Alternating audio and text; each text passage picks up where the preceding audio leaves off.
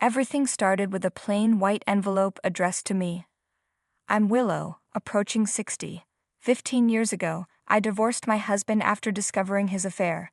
Since then, I've lived alone, though for the past year.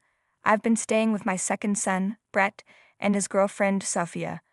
My eldest son, Eugene, now 35, lives in an apartment near his workplace. Life was peaceful. I worked part-time and enjoyed my quiet routine, until the day that envelope arrived.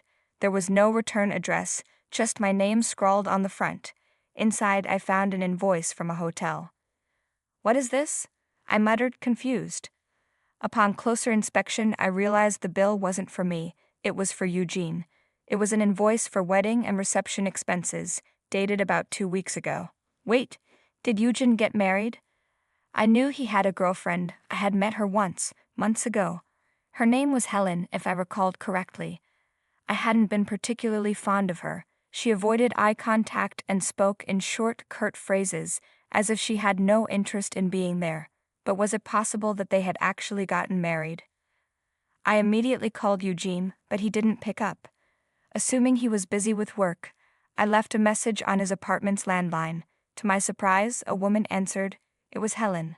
As soon as she realized it was me, she sighed. "Ah. I told Eugene to get rid of this landline. Did you and Eugene get married? Are you living together?" I asked, completely thrown off. "Yeah, we got married. We live together." "So what?" Her voice was flat, indifferent. "So what? I just got a bill from your wedding, and I had no idea it even happened." "Oh, it arrived already?" she replied nonchalantly.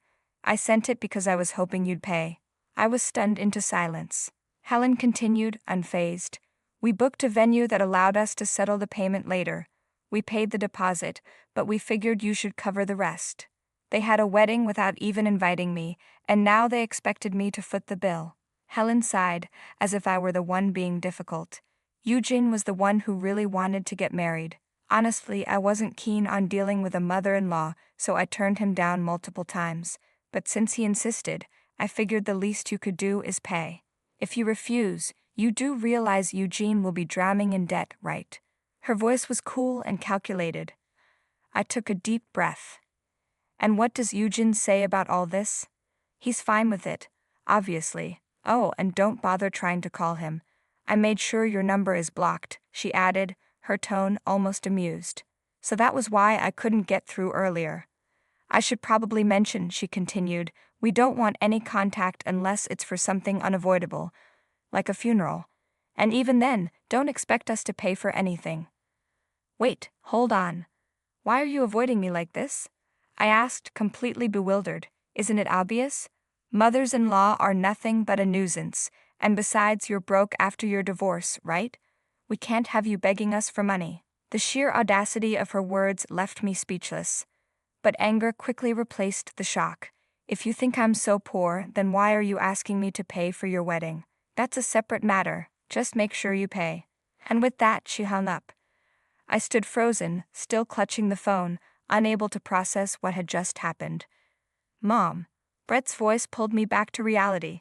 I hadn't even noticed how much time had passed, and now I stood alone in a darkened room, tears streaming down my face.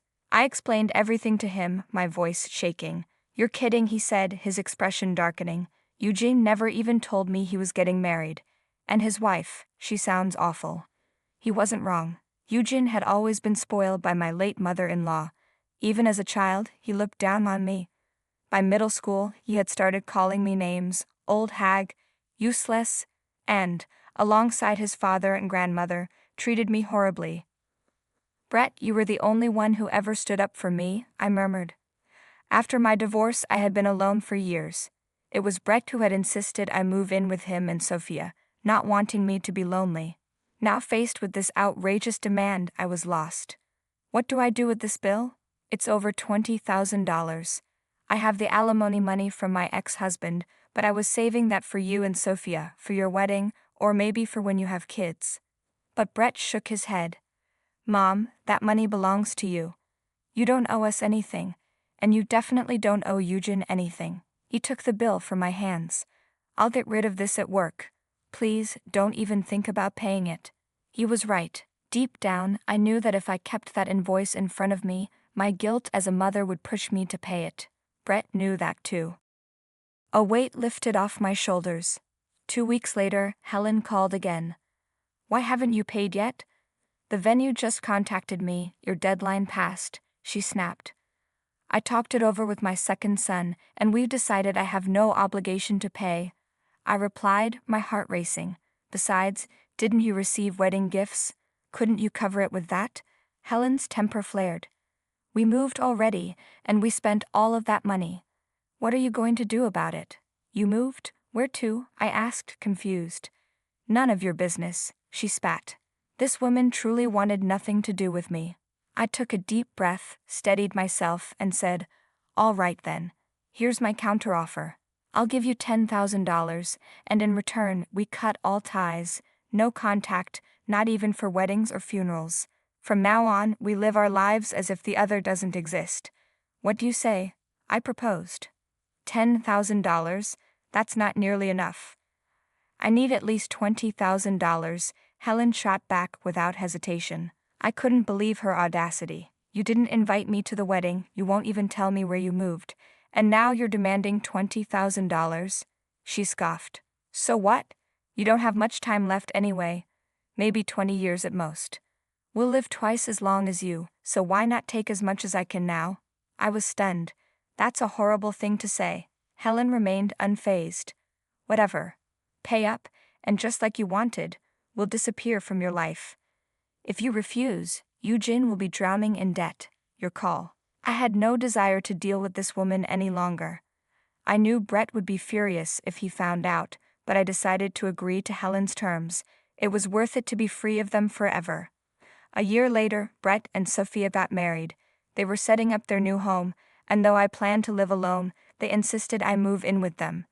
To support them, I gifted them a generous wedding present, prepaid 2 years' rent for their new place, and even contributed to their mortgage. Then, out of nowhere, Helen called me again. "I heard Brett and his wife are building a house. You helped them, didn't you?" Her voice was dripping with resentment. "Meanwhile, Eugene is working 2 jobs and exhausted, because you only gave us a measly $20,000. I was baffled. "We had an agreement, Helen. I can't change it now." "Shut up. We're having a baby." "What are you going to do about that?" she demanded. "Oh, congratulations, but we agreed, no contact, no financial support, no exceptions." I reminded her. Helen was furious. "So even if you have a grandchild, you're just going to ignore them? You'll regret this." I could hear the smugness in her voice. She truly believed that a grandchild would be my weakness, that I would give in, desperate to be a part of their lives. But she was wrong, because I already had grandchildren. Sophia was 8 months pregnant, with twins. 6 months later, Sophia gave birth safely, and I was completely absorbed in caring for my adorable grandson and granddaughter. Then, unexpectedly, I received an email from Eugene. Attached was a photo of his newborn baby with Helen. Not long after, Helen called again. "Did you see the picture? Isn't the baby adorable?" "Yes," I responded simply. "So, what do you want?" Helen huffed. "Don't talk like that. I went out of my way to show you your grandson. You should send a gift or some money." I sighed. "Helen, we made a deal. No contact unless it's a wedding or funeral, remember?" "Yeah, but usually a mother would still send something for their first grandchild," she snapped. I had been expecting this. "No, Helen. I'm sticking to our agreement." Helen must have realized I wasn't budging because she handed the phone to Eugene. "That was between you and Helen. It doesn't involve me." "Send me some money for my son," Eugene demanded. "He's your eldest grandson. Don't you think you should take care of him?" According to him, how I treated his child would determine how he treated me in my old age. I chuckled. "I don't need you to worry about that." "What? You really think Brett can take care of you? He's got twins now. Do you honestly believe he'll have the time or money to support you?" Eugene scoffed.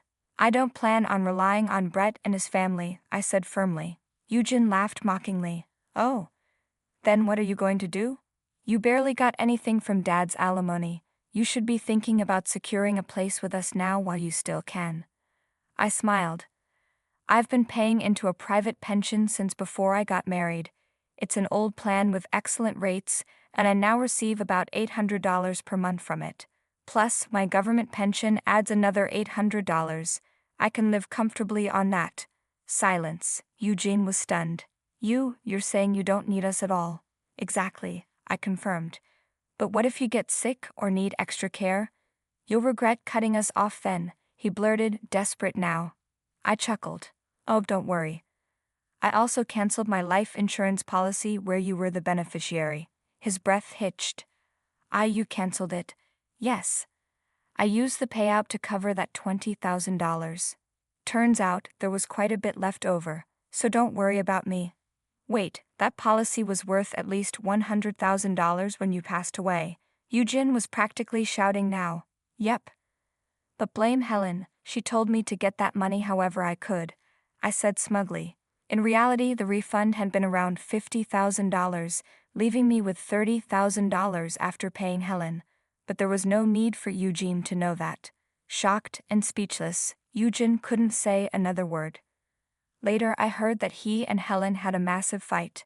They even considered divorce, but since neither wanted to pay alimony or child support, they were stuck, living separately under the same roof.